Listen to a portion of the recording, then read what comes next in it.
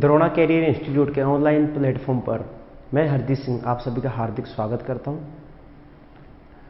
साथियों, जैसा कि अपने टॉपिक चल रहा था सस्य विज्ञान में पोषक तत्व, तो लास्ट क्लास में अपन ने पोषक तत्व कितने होते हैं, कौन कौन से पोषक तत्व होते हैं, उनका क्या क्राइटेरिया है, यानी कि उनकी जो कसौटी है, आवश्यकता की कसौटी, उसके बारे में अध्ययन किया था। ठीक है, और लास्ट में अपन ने पोषक तत्वों का वर्गीकरण किया था। तो अब अपन देखते हैं कि पोषक तत्वों को पादप किस रूप में ग्रहण करते हैं, क्योंकि अलग अलग पोषक तत्वों का अलग अलग होगा। अपने बात करी थी कि पोषक तत्वों का पहले क्या होता है, खनिजीकरण होता है। ठीक है, यानी कि अनायनिक रूप से आयनिक रूप में जाते हैं। तो ज़्यादातर पोषक तत्व आयनिक रूप में ग्रहण किए जाते हैं। एकमात्र ऐसा पोषक तत्व है बोरोन, जिसको अनायनिक रूप में ग्रहण किया जाता है। कई बार उसको भी आयनिक रूप में ग्रहण किया जाता है। ठीक है, तो अपन सभी का रूप पढ़ेंगे। इनसे जो इंपॉर्टेंट क्वेश्चन बनते हैं अपन उनको देखेंगे, कौन कौन से इंपॉर्टेंट क्वेश्चन बनते हैं किस पोषक तत्व से। तो चलिए शुरू करते हैं।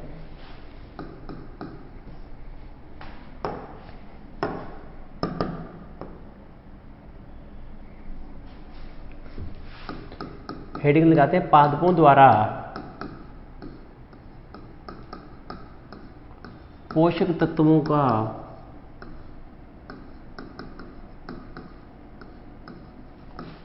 ग्रहण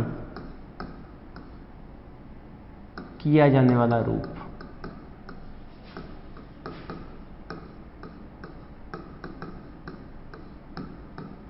ठीक है, अब अपन एक तरफ पोषक तत्वों का नाम लिखेंगे और दूसरी तरफ उसका किस रूप में ग्रहण किया जाता है उसको लिखेंगे। तो पहला अपन लिखते हैं इधर पोषक तत्वों का नाम।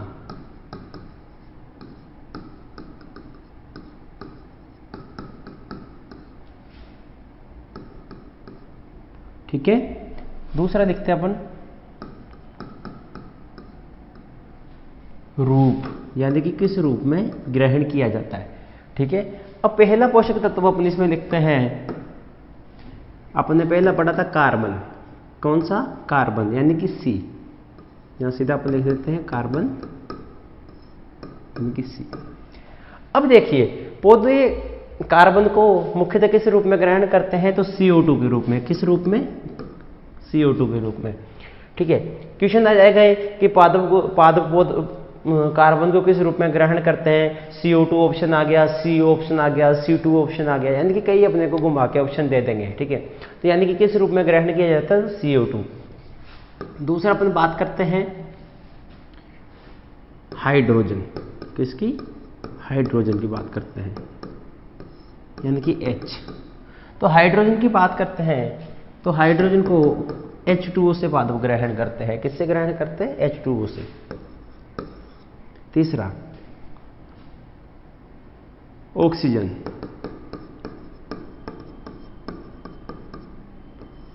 तो पादप ऑक्सीजन को या तो H2O से ग्रहण करते हैं या O2 से ग्रहण, यानी कि गैस के रूप में या द्रव के रूप में। ठीक है, इतना हुआ। ये अखनिजीय पोषक तत्व तो हो गए पूरे। अब अपन बात करते हैं खनिजीय पोषक तत्व में भी प्राथमिक पोषक तत्व की। तो प्राथमिक पोषक तत्व कौन सा आता है? नाइट्रोजन। कौन? नाइट्रोजन।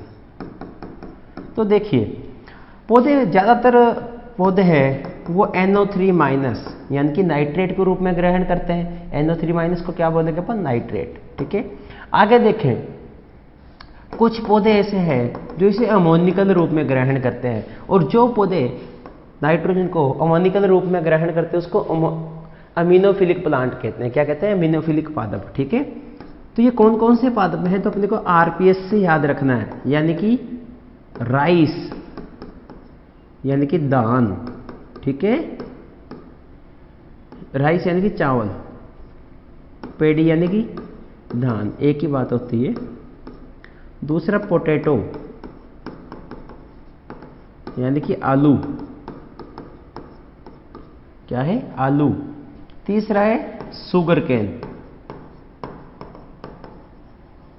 यानी कि गन्ना। ये तीन पादप ऐसे हैं, फसलें, तीन फसलें ऐसी है जो अमोनिकल रूप में ग्रहण करके ज्यादा खुश होती है। यानी कि किस रूप में ग्रहण करती है? ये अमोनिकल रूप में ग्रहण करती है। ठीक है, आगे चलते हैं। फिर आता है फास्फोरस। कौन सा? प्राथमिक पोषक तत्व में अगला कौन सा आता है? फास्फोरस।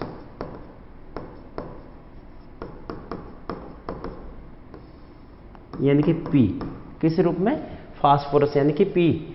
तो देखिए फास्फोरस को H2PO4 माइनस या HPO4-2, यहां से एक हाइड्रोजन कम हो गया यहां पे आती, और उधर माइनस की पावर बढ़ चुकी है। ठीक है, ये अलग अलग पीएच पर अलग अलग रूप में उपस्थित होता है, इस वजह से इसको अलग अलग रूप में ग्रहण करते हैं पौधे। ठीक है, अब आगे चलते हैं। तो प्राथमिक पोषक तत्व कंप्लीट हुए, अब अपन बात करते हैं द्वितीयक पोषक तत्वों की। तो यानी कि द्वितीयक में सल्फर,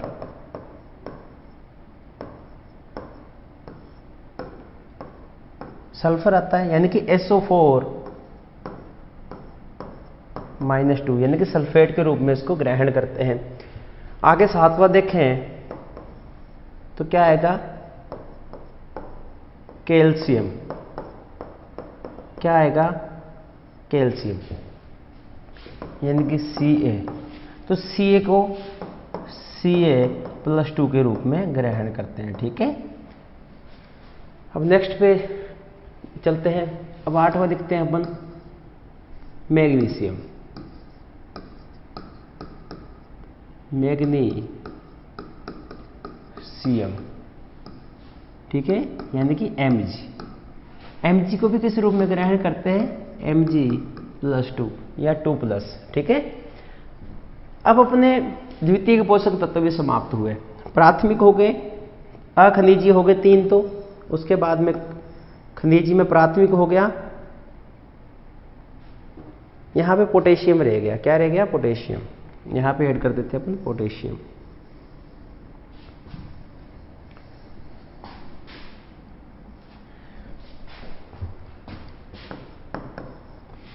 छठवां लिख देते हैं पोटेशियम। ठीक है, एक तरफ से लिखते चलेंगे अपन पोटेशियम, यानी कि के। तो पोटेशियम को किस रूप में ग्रहण करते हैं? K+ के रूप में। ठीक है, फिर सातवां आ जाएगा सल्फर। क्या आ जाएगा? सल्फर, यानी कि सल्फर को किस रूप में ग्रहण करते हैं पौधे? सल्फेट के रूप में, SO4-2। ठीक है, 8वां मैग्नीशियम में हो गया। 9वें की बात कर देते हैं अपन कैल्शियम की। कैल्शियम यानी कि Ca। कैल्शियम किस रूप में? Ca+2 के रूप में। ठीक है, देखिए खनिजीय, अखनिजीय पोषक तत्व, फिर खनिजीय में प्राथमिक पोषक तत्व, फिर द्वितीयक पोषक तत्व की बात करें तो ये द्वितीयक पोषक तत्व भी क्या हो गया? ये द्वितीयक पोषक तत्व कंप्लीट। अब अपन बात करते हैं सूक्ष्म पोषक तत्वों की। तो अपन ने सूक्ष्म पोषक तत्वों में पहले बात करी थी 5 नंबर की, यानी कि बोरोन। परमाणु क्रमांक क्या था इसका? 5। तो बोरोन, बोरोन को H3BO3- रूप में ही ग्रहण करते हैं। ठीक है, क्वेश्चन आ जाता है कि कौन सा पोषक तत्व है जिसे पौधे अनायनिक रूप में ग्रहण करते हैं? तो अनायनिक रूप में ग्रहण करते हैं, देखिए पहले अपन बात करें तो कार्बन, हाइड्रोजन और ऑक्सीजन को भी अनायनिक रूप में, लेकिन ये ऑप्शन में नहीं दिए होते हैं। ठीक है, ये बाकी के पोषक तत्व ऑप्शन में दिए होते हैं और बोरोन भी ऑप्शन में होता है। तो अपना आंसर क्या चला जाएगा? बोरोन चला जाएगा। ठीक है, इसके बाद में अपन बात करते हैं 11 नंबर, यानी कि मोलिब्डेनम। मोलिब्डेनम, ठीक है। अब मोलिब्डेनम की बात करें तो MoO4-, ठीक है, MoO4-। 12 नंबर की बात करते हैं तो आता है क्लोरीन। क्लोरीन की बात करें Cl, तो इसको Cl- में। अब देखिए, अब जिंक परिवार आता है। तो मैंने आपको बताया था कि जिंक परिवार के सदस्य एक ही परिवार से हैं, तो उनके गुण, लक्षण, रूप भी एक जैसे होते हैं। तो यानी कि क्या क्या बच गया? 13 नंबर मैग्नीज, ठीक है, Mn। ठीक है, आगे चलें आयरन,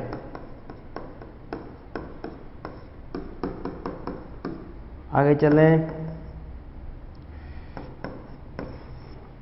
आयरन के बाद में कॉपर, आयरन के बाद में निकल लिख लेते हैं, निकल,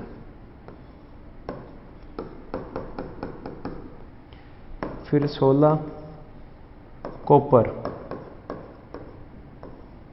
यानी कि Cu, फिर 17 जिंक,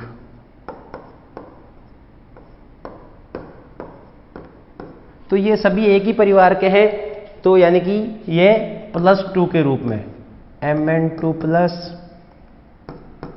आयरन 2 प्लस, उसके बाद में निकल 2 प्लस, कॉपर 2 प्लस, कोबाल्ट को नहीं लेना, मैंने बताया था ना कोबाल्ट को नहीं लेना, कोबाल्ट नहीं आएगा, तो जिंक 2 प्लस। ठीक है, ये इस रूप में पौधे इनको ग्रहण करते हैं। ठीक है,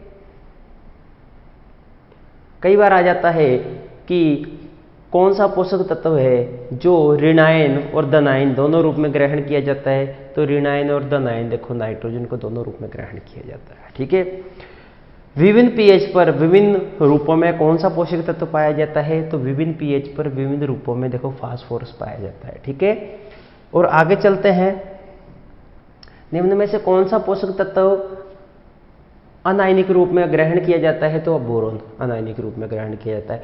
अगर ये ऑप्शन में नहीं होगा, अगर H3BO3 ऑप्शन में नहीं होगा, तो H3BO3 H2BO3 माइनस, जिसको अपन बोरिक एसिड के नाम से जानते थे, इस रूप में यह ग्रहण किया जाएगा। ठीक है, कई बार इसको ऑप्शन में दिया होता है, तो पौधे इसको ग्रहण करेंगे। ठीक है, H2BO3।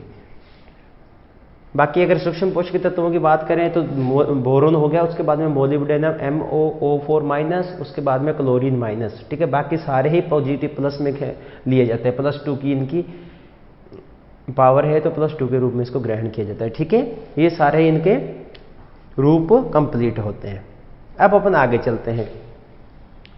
चलते हैं, कि ऋणायन के रूप में देखते हैं किन किन को लिया जाता है।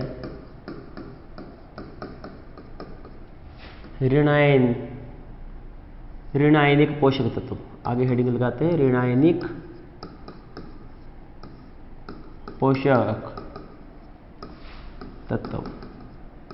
तो देखिए ऋणायनिक पोषक तत्व में पहला आता है सल्फर, फास्फोरस भी क्या था, ऋणायनिक था, सल्फर, फिर इसके बाद में क्लोरीन और मोलिब्डेनम। देखिए फास्फोरस माइनस हो गया, उसके बाद में सल्फर हो गया, उसके बाद में क्लोरीन हो गया और MoO4 माइनस मोलिब्डेनम हो गया। ठीक है, इसके साथ ही अगर अपन बात करें तो नाइट्रोजन भी आएगा भी नाइट्रेट रूप में, यानी कि NO3 माइनस, अगर नाइट्रेट रूप में आएगा तो माइनस में। ठीक है, आगे चलते हैं, तो धनायनिक पोषक तत्व, धनायनिक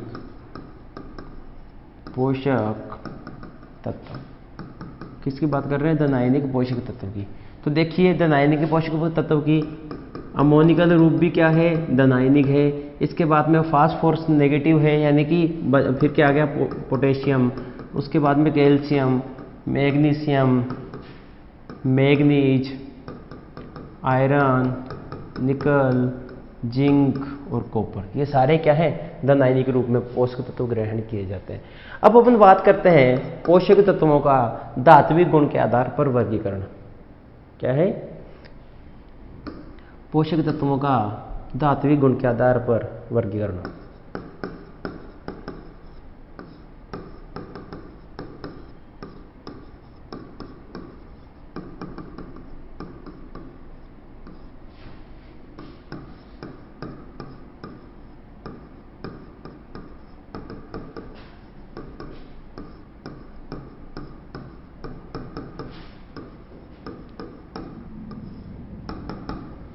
ठीक है, धात्विक गुण के आधार पर अपन देखेंगे तो धनायन और ऋणायन क्या होगा, धनायन और ऋणायन के आधार पे ही अपन इनको कर देंगे सोल्व। यानी कि पहला अपन लिख देते हैं अधातु, अधातु पोषक तत्व,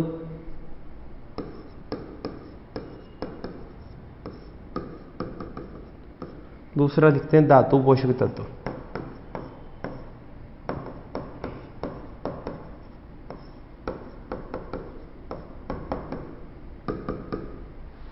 अधातु पोषक तत्व और दूसरा कौन सा हो गया, धातु पोषक तत्व। तो देखिए इसमें अगर बात करते हैं तो आपको ऊपर अपने लिखा है ये ऋण आयन कौन से हैं और धन आयन कौन से हैं, ठीक है, सीधा दिख रहा है। तो यहीं से क्या होता है, पोषक तत्व वाला क्वेश्चन सोल्व हो जाता है, ये धातु के गुण वाला क्वेश्चन सोल्व हो जाता है। यानी कि जो ऋण आयन होंगे वो ज्यादातर क्या होते हैं, अधातु होते हैं, और जो धन आयन होंगे वो क्या होंगे, धातु होंगे।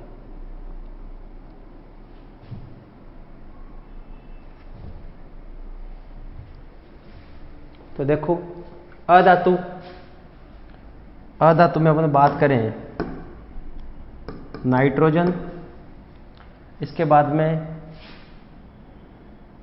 फास्फोरस, सल्फर, क्लोरीन, मोलिब्डेनम, ठीक है। आगे अगर अपन बात करें तो इसमें पोटेशियम, कैल्शियम, मैग्नीशियम और उसके साथ साथ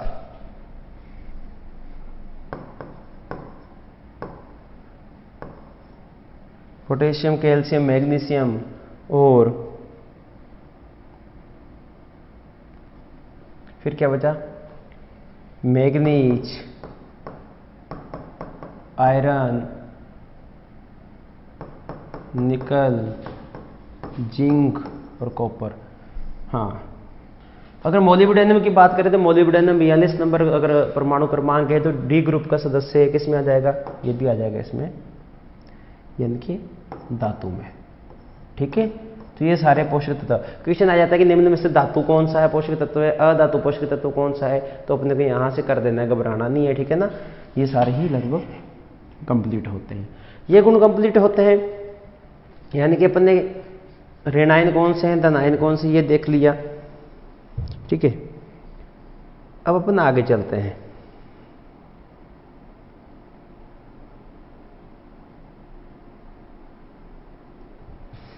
तो आगे देखते हैं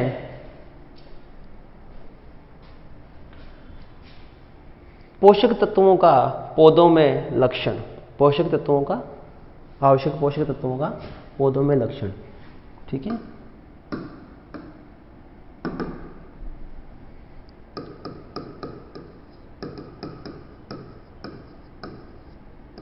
आवश्यक पोषक तत्वों की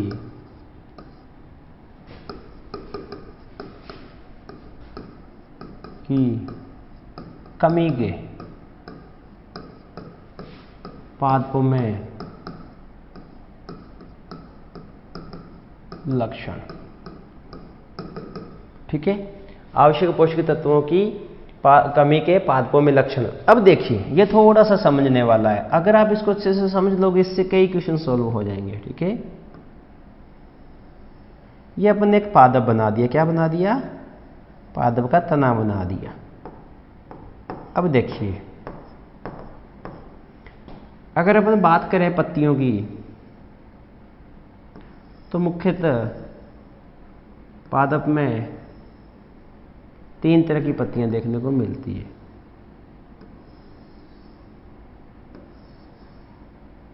ठीक है।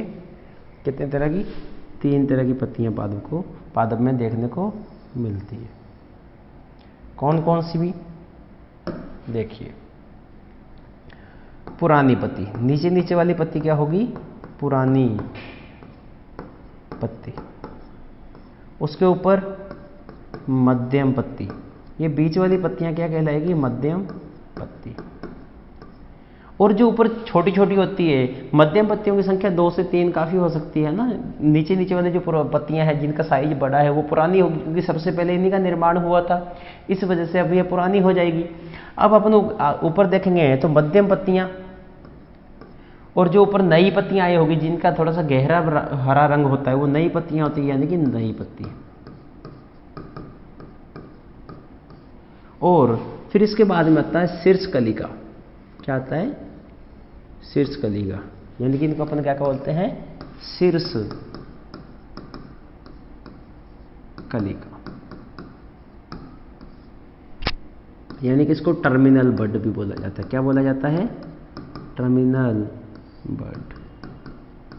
देखिए, जब कोई पादप होगा उसका मेन शीर्ष भाग होगा, उसको तो अपन क्या बोलते हैं? टर्मिनल बड। क्या बोलते हैं? टर्मिनल या एपिकल, एपिकल बड। और जब उसकी शाखा निकल के, शाखा का भी तो शीर्ष भाग होगा ना भी, शाखा के साथ सहायक शाखा निकलेगी, उनका भी तो शीर्ष भाग होगा, तो उनको अपन बोलते हैं एक्जिलरी बर्ड। क्या बोलते हैं? एक्जिलरी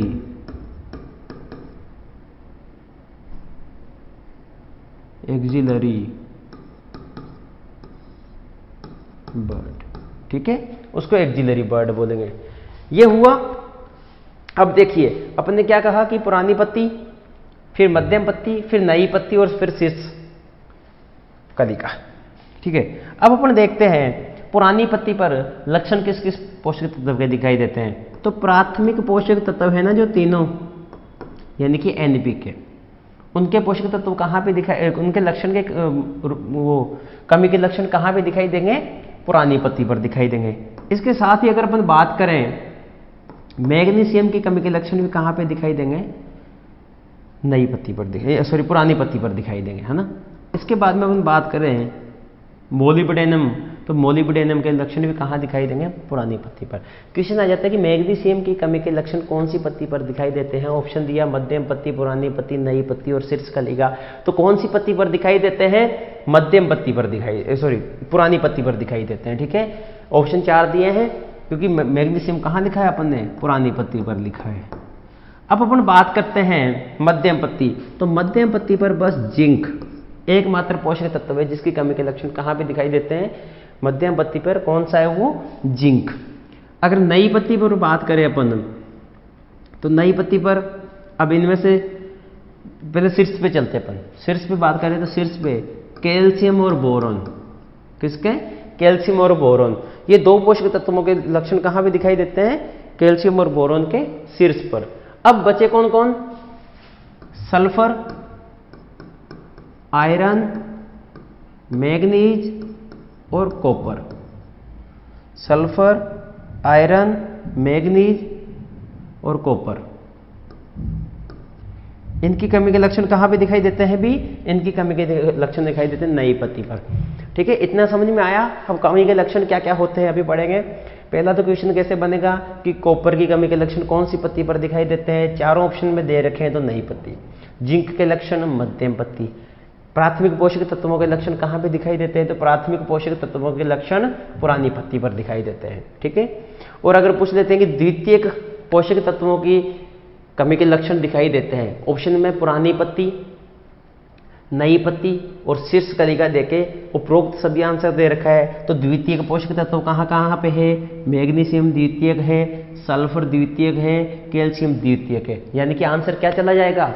उपरोक्त सभी चला जाएगा, है ना। अपन ने अच्छे से इसको देख लिया है। थोड़ा कंफ्यूजन करेंगे कि इसको अच्छे से पढ़ना होता है, चारों ऑप्शन अच्छे से देखने होते हैं, और फिर जो अपन ने पढ़ा है उसके अकॉर्डिंग आंसर लगा देंगे तो अपना आंसर गलत नहीं जाएगा, क्योंकि अपन ने लगभग सारी चीजें इसमें पढ़ लिए। अब आगे चलते हैं कि कमी के लक्षण होते कैसे हैं। अब इन सभी पोषक तत्वों के अगर पुरानी पत्ती पर दिखाई देते हैं तो अपन ये तो नहीं कह सकते कि कोई भी इसमें अगर कोई कायिकी विकार उत्पन्न हो रहा है तो अपन उसको कैसे पहचानेंगे कि ये किसकी कमी का है। अपन तो ये भी कह सकते हैं मैग्नीशियम की कमी का है या फॉस्फोरस की कमी का है, यानी कि मन में आएगा जो कुछ वो थोड़ी ना कहेंगे। प्रत्येक पोषक तत्व की कमी के लक्षण भिन्न भिन्न होते हैं। ठीक है, कौन से पोषक तत्व की कमी के लक्षण कैसे होते हैं अभी पढ़ते हैं। इतना हुआ, अब अपन आगे चलते हैं। ठीक है, अब देखिए, अब लिखते हैं अपन लक्षण। ठीक है, पहला लिखते हैं अपन नई पत्ती पर। किस पर? नई पत्ती पर। पहला क्या था? नहीं, अपन इधर से स्टार्ट करते हैं, नीचे से लिखते हैं पुरानी पत्ती पर। किस पर? पुरानी पत्ती है ढूंढ लो। क्या है? पुरानी पत्ती पर। किस पर? पुरानी पत्ती पर। अब अपन ने कहा कि पुरानी पत्ती। अब थोड़ी सी पहले पत्ती की संरचना समझो।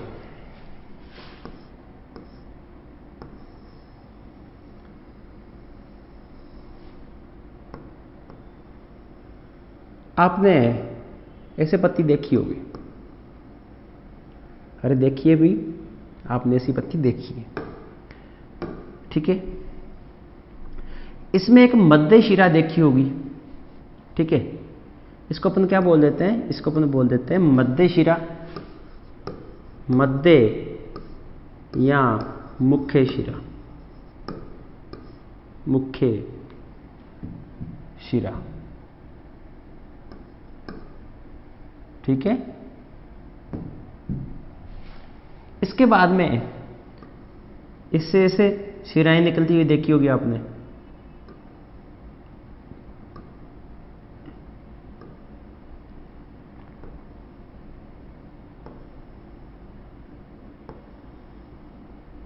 ऐसे सिराएं निकलती होगी। इनको बोलते हैं अपन सहायक सिराएं। सहायक सिराएं।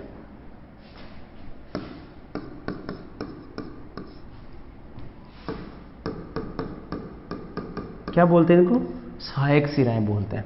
अब सहायक सिराओं से भी अगर आप पत्ती की संरचना देखोगे तो छोटी छोटी संरचनाएं आपको देखने को मिलेगी। ऐसे ऐसे ऐसे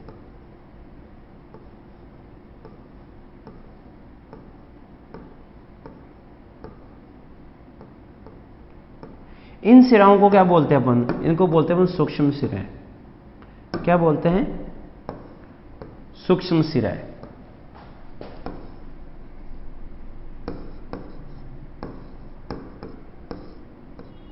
सूक्ष्म सिराएं।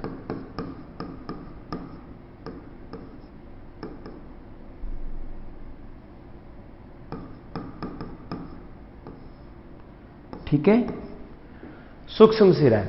अब देखिए, कुछ पोषक तत्वों में क्या होता है, ये अपने को पता है सारी पत्ती किस रंग की होती है? हरी रंग की होती है। कुछ पोषक तत्वों में क्या होता है कि सारी पत्ती पीली पड़ जाती है, यानी कि सिराएं हैं जो, ये भी क्या है? पीली पड़ जाएगी। उसको अपन क्या बोलते हैं?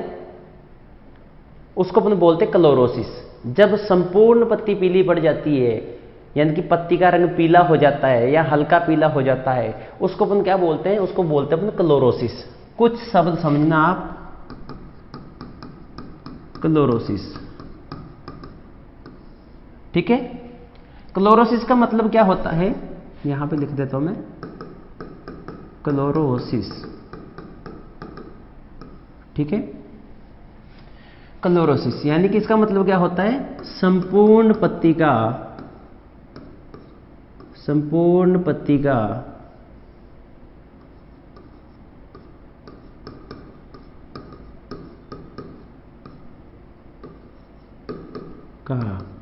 पीला पड़ना।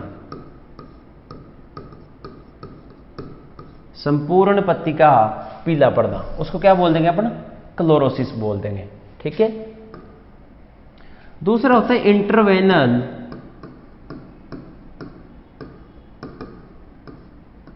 क्लोरोसिस।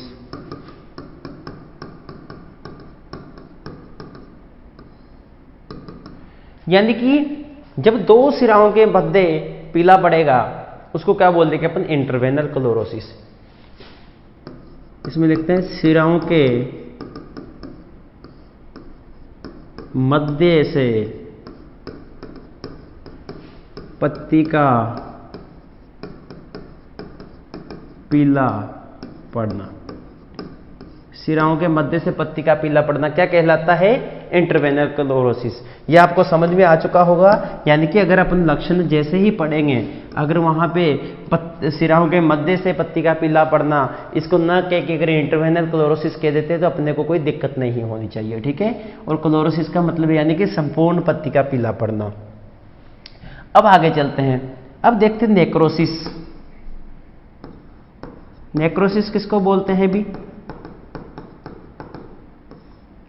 तो देखिए, जब भी पत्ती सूख जाती है, ठीक है, पत्ती क्या है, सूखना प्रारंभ कर देती है, जलना प्रारंभ कर देती है, यानी कि जली हुई सी, सूखी हुई सी दिखाई देती है, उसको अपन क्या बोलते हैं, उसको नेक्रोसिस बोलते हैं। यानी कि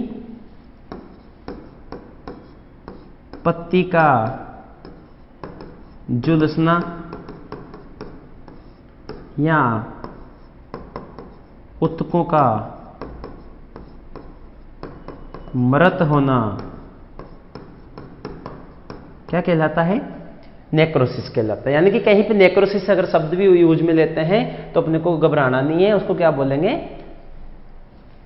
नेक्रोसिस का मतलब क्या है, पत्ती का झुलसना या ऊतकों का मृत होना। ठीक है, एक होता है पांडुरता।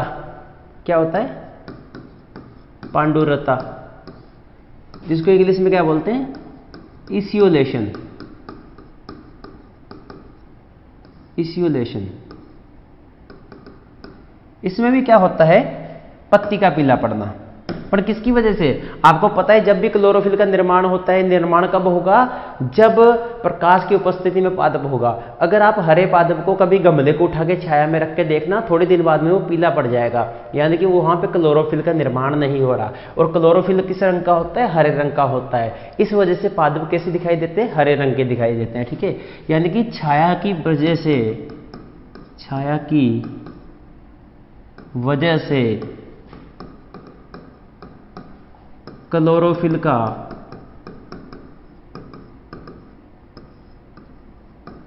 ना बनना या पत्ती का पीला पड़ना। अरे भाई, क्लोरोफिल नहीं बनेगा तो पत्ती क्या हो जाएगी, पीली पड़ जाएगी। ठीक है, ये समझ में आ गया। तो ये सभी क्या है, कार्यकी विकार है। कब किसकी वजह से उत्पन्न होते हैं, ये पोषक तत्वों की कमी से उत्पन्न होते हैं। हाँ, कार्यकी विकार भी देख लीजिए। कार्यकी विकार क्या होता है, एक तो होता है कार्यकी विकार, कार्यकी विकार जिसको अपन क्या बोलते थे, डिसऑर्डर। और एक होता है रोग, जिसको अपन क्या बोलते हैं, डिजीज। ठीक है, देखिए, कार्यकी विकार जो उत्पन्न होता है, ये अजैविक कारकों के कारण पादप की वृद्धि रुक जाती है, उसको अपन क्या बोलते हैं, कार्यकी विकार। यानी कि अजैविक कारकों की वजह से, अजैविक कारकों की वजह से पादप की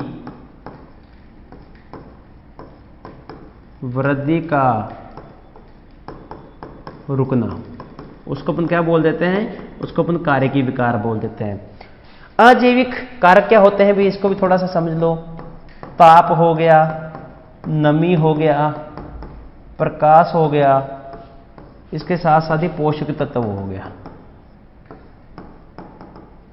ठीक है, इनकी अगर कमी होगी या अधिकता होगी तो जो रोग उत्पन्न होगा, ठीक है, यानी कि जो वृद्धि रुकी है उसको अपन क्या बोलेंगे, उसको कार्यकी विकार बोलेंगे। और रोग क्या होगा, जैविक कारकों की वजह से, किसकी वजह से, जैविक कारकों की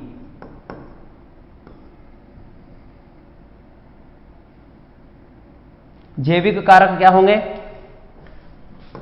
फफूंद हो गया।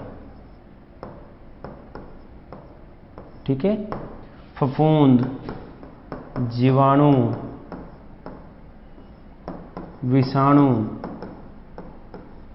या कीट आदि की वजह से,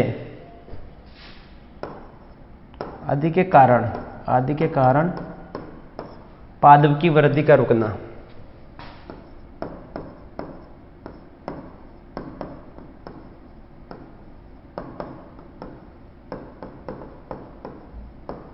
क्या कहलाता है, तो वो डिजीज कहलाता है, यानी कि रोग कहलाता है। तो आपकी ये चीज समझ में आई होगी। अब अपन रोगों के लक्षणों की तरफ बढ़ते हैं। ठीक है, अब आगे चलते हैं। तो पहले लिखते हैं नई पत्ती, पुरानी पत्ती पर। किस पर, पुरानी पत्ती पर।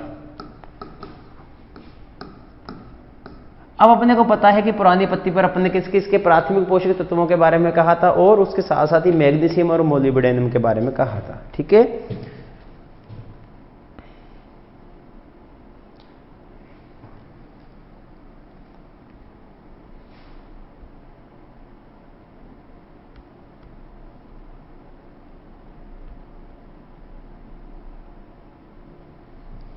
अब देखिए इसमें लिखते हैं अपन,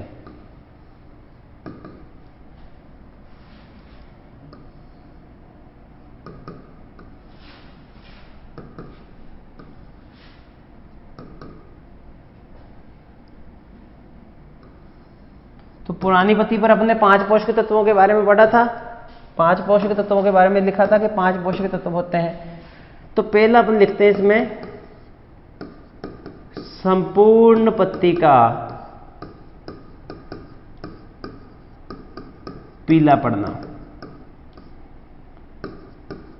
जिसको अपन क्या बोल रहे थे, क्लोरोसिस।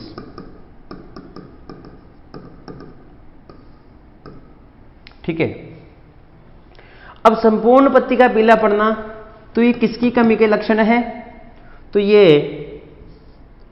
नाइट्रोजन की कमी के लक्षण है। किसके, नाइट्रोजन की कमी के लक्षण है। ठीक है, यानी कि अपने यहां पे लिखा ना आवश्यक पोषक तत्वों की कमी के पादपों में लक्षण। ठीक है, तो अब उसके बाद में अपने ये समझा कि कैसे कैसे क्या क्या बीमारियों को क्या क्या बोला जाता है। तो अब इसमें अपन पढ़ रहे हैं कि संपूर्ण पत्ती का पीला पड़ना यानी कि क्लोरोसिस। अगर क्वेश्चन आ जाता है कि पुरानी पत्ती का संपूर्ण पीला पड़ना कौन से पोषक तत्व की कमी के लक्षण है, तो नाइट्रोजन के। अगर आ जाता है कि पुरानी पत्ती में क्लोरोसिस किसकी वजह से होता है, तो नाइट्रोजन। ठीक है, अपने को कंफ्यूज नहीं होना वहां पे। अब इधर देखते हैं, पुरानी पत्ती ऊपर है ही, सिराओं के मध्य से पीला पड़ना, सिराओं के मध्य से पीला पड़ना, तो ये किसकी कमी के लक्षण है भी, तो ये मैग्नीशियम। किसके, मैग्नीशियम।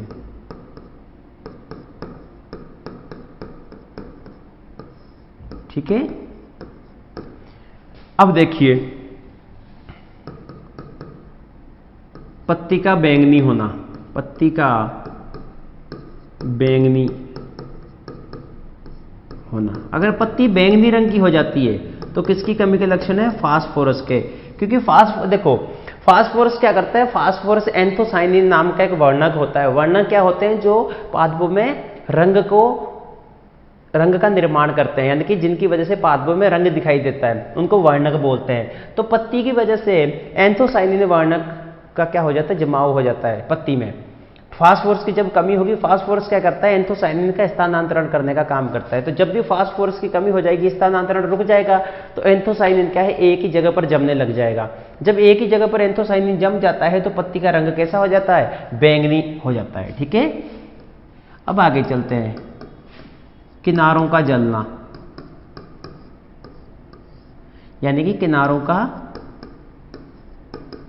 झुलसना या जलना, यानी कि किनारों से पत्ती क्या है, झुलसना स्टार्ट हो जाती है। देखिए क्वेश्चन आ जाता है कि पुरानी पत्ती पर या पुरानी पत्ती के किनारों का झुलसना किस पोषक तत्व की कमी के कारण उत्पन्न होता है, तो किसकी कमी के कारण होता है, तो पोटेशियम। देखिए पोटेशियम क्या करता है, आपने पादप में रंध्र सुने होंगे, पत्ती में रंध्र होते हैं, रंध्रों से क्या होता है, वाष्पोत्सर्जन होता है। वाष्पोत्सर्जन क्या होता है भी, जो पादपों का हरा भाग होता है, यानी कि पादपों का वायवीय भाग होता है, उससे जब भी जल वाष्प के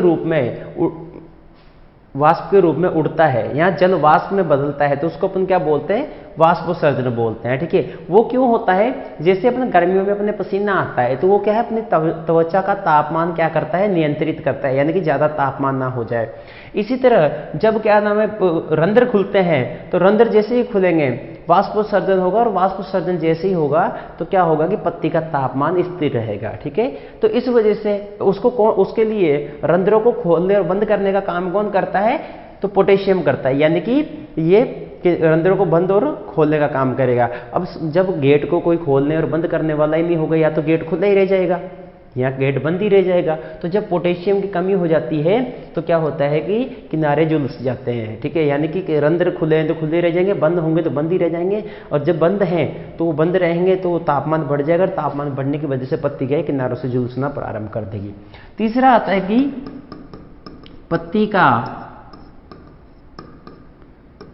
पत्ती पर धब्बे, पत्ती पर सूखे धब्बे दिखाई देना, सूखे धब्बे दिखाई देना। तो देखिए बीच बीच में से सूख जाती है पत्ती, ठीक है, वो किसकी, अब एक पोषक तत्व वो कौन सा है भी, मोलिब्डेनम, ठीक है, ये हो चुका। ये पुरानी पत्ती के सारे ही जितने पोषक तत्व लिखे थे वो लक्षण खत्म हुए, ठीक है। अब दूसरा आता है मध्यम पत्ती। अगर मध्यम पत्ती की बात करें तो देखिए मध्यम पत्ती पर अपन पढ़ा था किसके लक्षण दिखाई देते हैं, तो जिंक के लक्षण दिखाई देते हैं। देखिए मध्यम पत्ती पर किसके लक्षण दिखाई देते हैं, जिंक के। तो यानी कि इसमें लिखते हैं मध्यम पत्ती का लाल पीला रंग होना, ये किसकी वजह से होगा, तो ये जिंक की कमी के कारण, ये सभी कमी के कारण दिखाई दे रहे हैं, ठीक है, कमी के कारण दिखाई दे रहे हैं। तो मध्यम पत्ती का लाल पीला रंग किसकी वजह से होता है, जिंक की कमी के कारण। अब आगे चलते हैं, अब अपन बात करते हैं तीसरा नई पत्ती। किसका, तीसरा नई पत्ती पर, यानी कि नई पत्ती पर किसके लक्षण दिखाई देते हैं और कैसे लक्षण दिखाई देते हैं। तो देखिए एक नाम याद रखना, नरेंद्र सिंह। क्या, नरेंद्र सिंह, यानी कि नरेंद्र से नाइट्रोजन और सिंह से सल्फर। तो देखिए इसमें लिखते हैं पहला, नई पत्ती का संपूर्ण पीला पड़ना, संपूर्ण पीला पड़ना, यानी कि क्लोरोसिस। तो नई पत्ती में क्लोरोसिस, पुरानी पत्ती में क्लोरोसिस किसकी वजह से हो रहा था, नाइट्रोजन की वजह से। तो अपन ने क्या कहा, नरेंद्र सिंह, यानी कि जो काम वहां पे नरेंद्र कर रहा था वही काम यहाँ पे कौन करेगा, सिंह करेगा, यानी कि नई पत्ती में वो काम कौन कर रहा है, सल्फर कर रहा है। इसके साथ आगे चलते हैं, तो आगे चल के देखते हैं कि नई पत्ती के में सिराओं के मध्य से पीला पड़ना, क्या हो जाएगा, नई पत्ती में, नई पत्ती का सिराओं के मध्य से पीला पड़ना।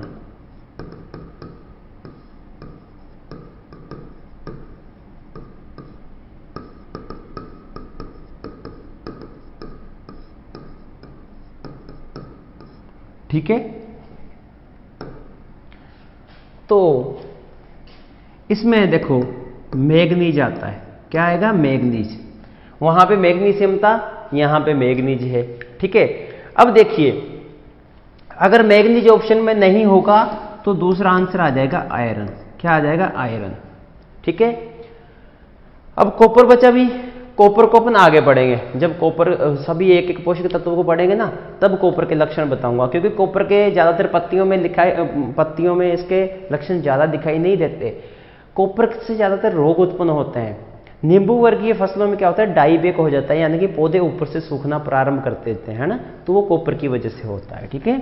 अब देखिए मान लीजिए अपन ने कहा कि इंटरवेनल क्लोरोसिस है, जो यहां पे लिख दूं कि इंटरवेनल क्लोरोसिस, इंटरवेनल क्लोरोसिस। तो देखिए इंटरवेनल क्लोरोसिस की बात करें तो मैग्नीज जाता है आंसर, अगर मैग्नीज ऑप्शन में नहीं होगा तो आयरन जाएगा, और अगर दोनों देके बोथ दे रखा है तो आंसर क्या चला जाएगा, दोनों चले जाएगा, यानी कि बोथ यानी कि दोनों। अब देखिए इनकी कमी को लक्षण को पहचानना कैसे है, तो इसमें क्या होता है कि मध्य शिरा कोमा सहायक शिरा कोमा सूक्ष्म शिरा, मध्य शिरा, सहायक शिरा कोमा सूक्ष्म शिरा हरी बनी रहती है। ठीक है, हरी बनी रहती है।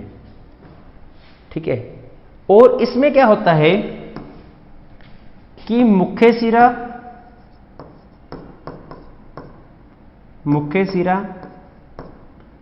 एवं सहायक शिरा क्या होगी, हरी होगी। ठीक है, परंतु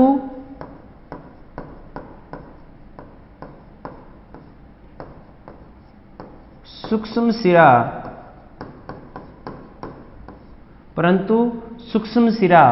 क्या हो जाती है, पीले रंग की हो जाती है।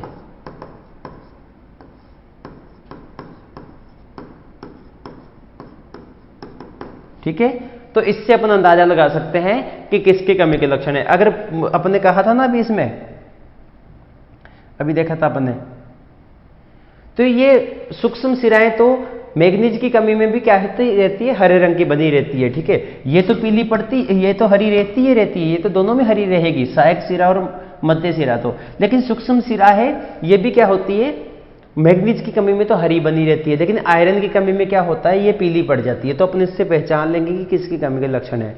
और अधिक कमी होने पर, यहां पे लिख देता हूं मैं, अत्यधिक कमी पर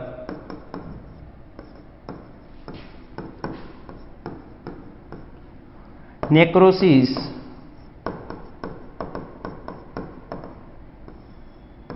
हो जाता है, नेक्रोसिस हो जाता है। ठीक है, और इसमें क्या होता है, आयरन की अगर अधिक कमी होगी तो अधिक कमी पर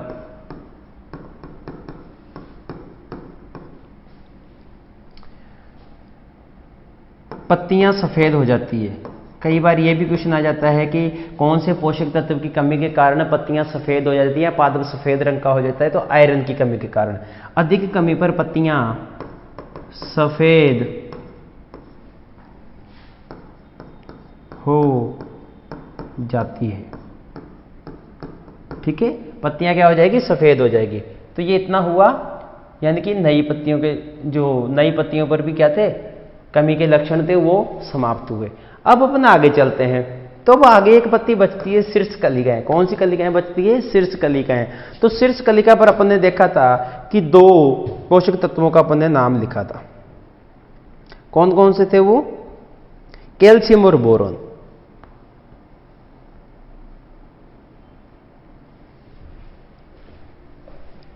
चौथा कौन सा बचा, शीर्ष कलिका।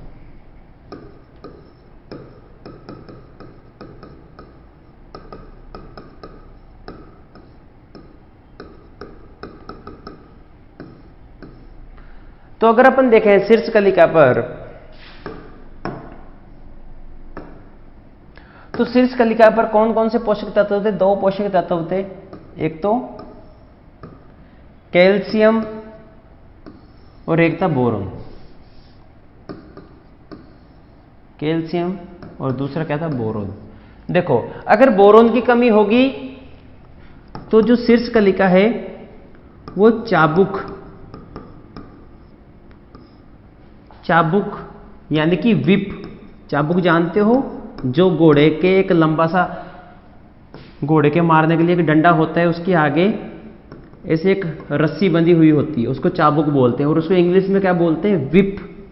ठीक है, तो यानी कि बोरोन से अपने की कैसे बोल रहे हैं, इसको विप ना बोल के बिप बोल सकते हो आप। ठीक है, याद रखने के लिए बिप बोल सकते हो, यानी कि बी की कमी से बिप रोग हो जाता है, यानी कि चाबुक, चाबुक जैसी आकृति,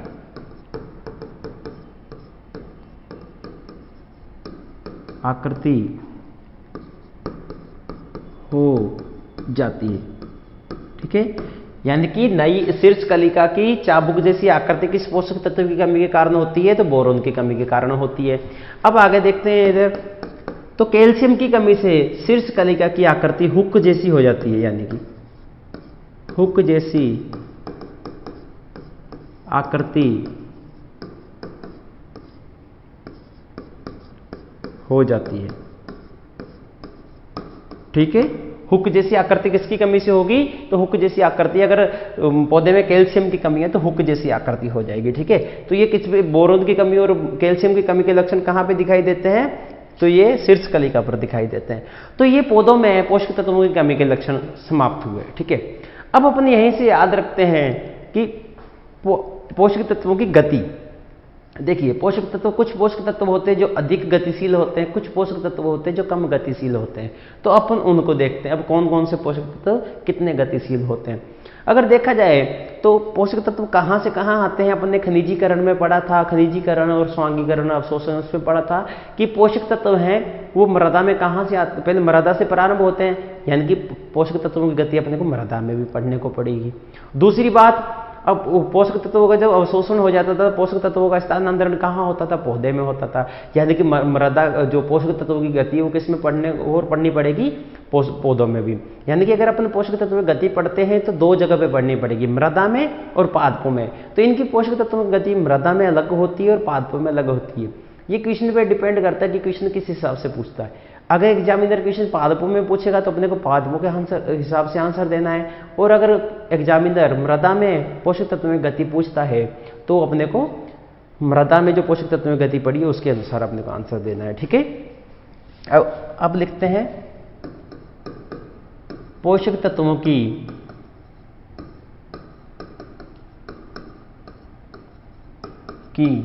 गति या गतिशीलता। पोषक तत्वों की गतिशीलता। ठीक है,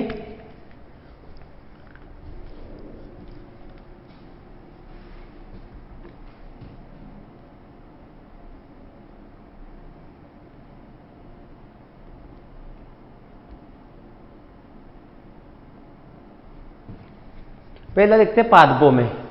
पोषक तत्व की गति किसमें? पादपों में।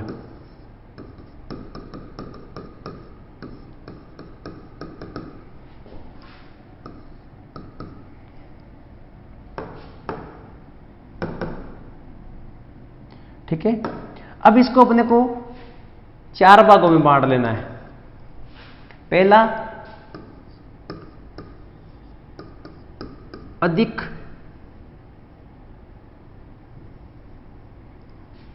अधिक गतिशील या अत्यधिक गतिशील। ठीक है, अधिक गतिशील या अत्यधिक गतिशील।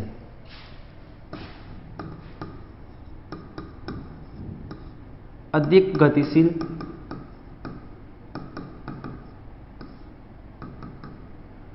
दूसरा मध्यम गतिशील,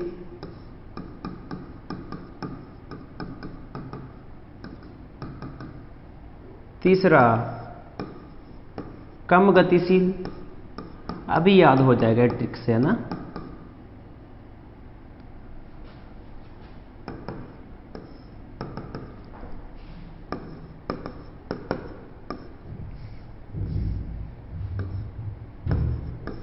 चौथा अगतिशील।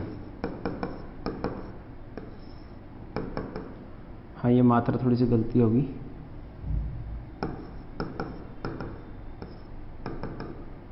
ठीक है, थोड़ा सा इसको देख लेना। अब देखिए, अपन ने जैसे ही पादपों में अभी पोषक तत्वों की गति देखी थी, सॉरी पोषक तत्वों की कमी में लक्षण देखे थे, तो अपन ने पढ़ा था पुरानी पत्तियों पर, नई पत्तियों पर और मध्यम पत्तियों पर, शीर्ष कलिकाओं पर। अब देखिए, इसी से इसको समझते हैं। देखिए, अगर ये पादप है, इसमें ये नई पत्ती आ गई, ये मध्यम पत्ती आ गई, सॉरी ये पुरानी पत्ती आ गई, ये मध्यम पत्ती आ गई और ये नई पत्ती आ गई और ये शीर्ष कलिका आ गई। ये नई पत्ती, मध्यम पत्ती और पुरानी पत्ती। अब मान लीजिए कोई पोषक तत्व यहां से ऐसे होके ऐसे होके ऐसे होके यहां जा रहा है, ठीक है। गतिशील पोषक तत्व भी ऐसे जा रहा है और अगतिशील पोषक तत्व भी ऐसे जा रहा है।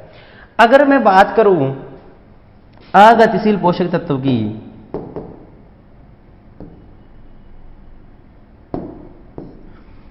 अगतिशील पोषक तत्वों की, अगर अगतिशील पोषक तत्वों की मैं यहां से सप्लाई देना बंद कर दूं, क्या कर दूं, यहां से सप्लाई देना बंद कर दूं, भी मैं आपको नहीं जाने दूंगा,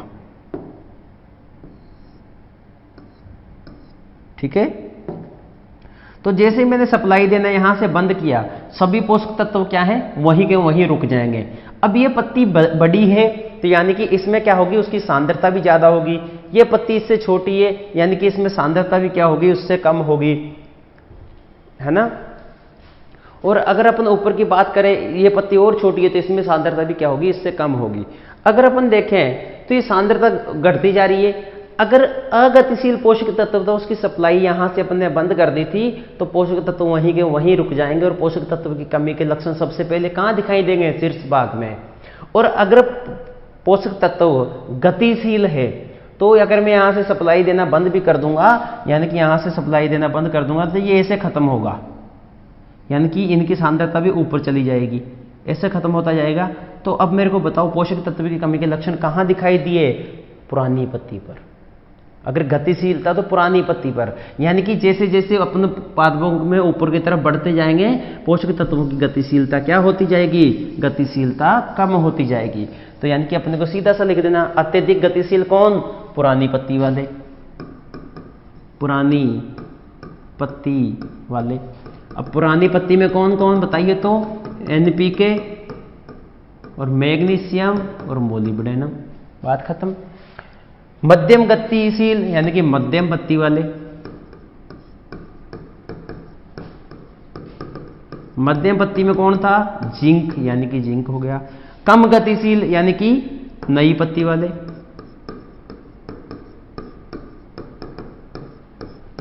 नई पत्ती वाले यानी कि कौन कौन से हो गए, सल्फर हो गया, आयरन हो गया, मैग्नीज हो गया, कॉपर हो गया। और अगतिशील कौन, शीर्ष कलिका वाले, कौन से, शीर्ष कलिका वाले, यानी कि कौन कौन, कैल्शियम और बोरॉन। यानी कि सीधी ट्रिक से हो गया पोषक तत्वों की गतिशीलता किसमें, पादपों में, ठीक है। अब अपन आगे पढ़ते हैं पोषक तत्वों की गतिशीलता मृदा में, किसमें, मृदा में।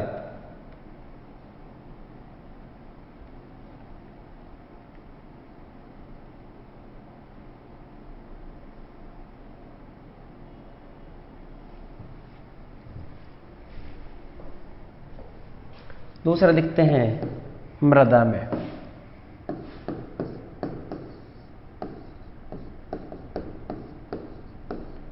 पोषक तत्वों की गतिशीलता मृदा में, तो इसमें पहले लिखते हैं अत्यधिक गतिशील। इसको अपने को तीन ही भागों में बांटना है। कितने भागों में, तीन ही भागों में। पहला कौन सा लिख देते हैं, अधिक गतिशील,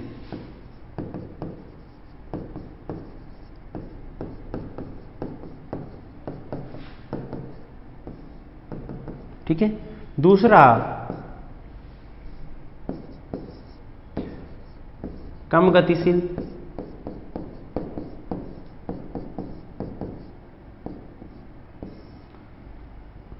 तीसरा अगतिशील,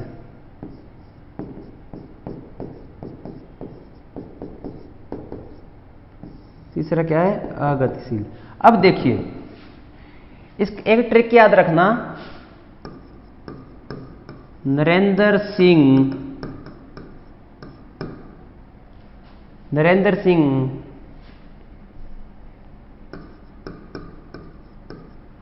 बाहर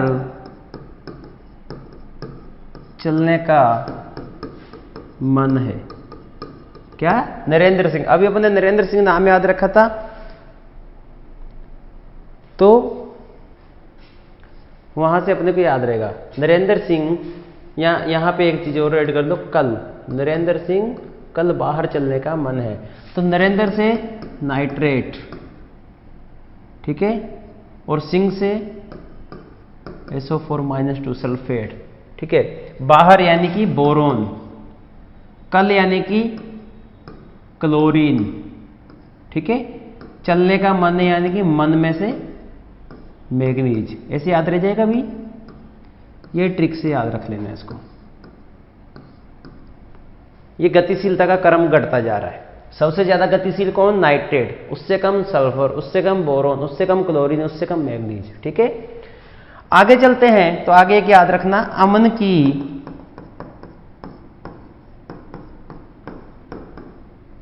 पोर्चे कार मांगे मोर, यानी कि अमन की यानी कि अमोनिकल, ठीक है। पोर्चे यानी कि पोटेशियम, कार यानी कि कैल्शियम, कार यानी कि कैल्शियम, मांगे यानी कि मैग्नीशियम, ठीक है। मोर यानी कि मोलिब्डेनम, ठीक है। ये इससे याद रह जाएगा। अब तीसरा बचता है, तो भाई तीसरे को भी देख लेते हैं थोड़ा सा। जिंक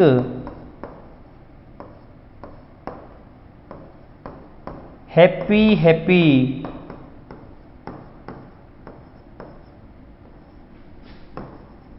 क्यों फिरे, जिंक हैप्पी हैप्पी क्यों फिरे, ठीक है। जिंक यानी कि Zn+2, सीधी सी बात है। उससे कम हैप्पी यानी कि H2PO4-, ठीक है। H2PO4-, और दूसरा फिर अपने फास्फोरस में दो चीजें पड़ी थी भाई, अगर आप वहां पे जाके देखोगे ना वो शोषण वाली दर वाली, तो उसमें अपने दो चीजें पड़ी थी, H2PO4- और HPO4-2, ठीक है। क्यों यानी कि कॉपर, फिरे यानी कि आयरन। तो ये लीजिए मृदा में भी क्रम कंप्लीट हुआ यानी, ठीक है। तो ये गतिशीलता का क्रम मृदा में भी कंप्लीट होता है और पादपों में भी कंप्लीट होता है। दोनों को अपने ट्रिक से देख लिया भाई, यहां से क्वेश्चन बन जाता है। ऐसे भी आ जाएगा, निम्न में से अधिक गतिशील कौन सा है, पता चले कि चारों ऑप्शन इससे हैं, तो अपने को ट्रिक याद रख लेनी है, नरेंद्र सिंह बाहर चलने का मन है, ठीक है।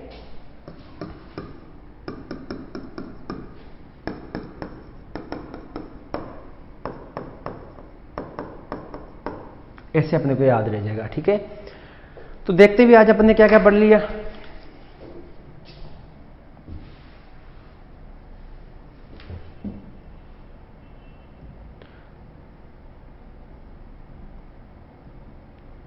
तो सबसे पहले अपन ने देखा पादपों में पोषक तत्वों को ग्रहण किया जाने वाला क्रम या रूप, ठीक है।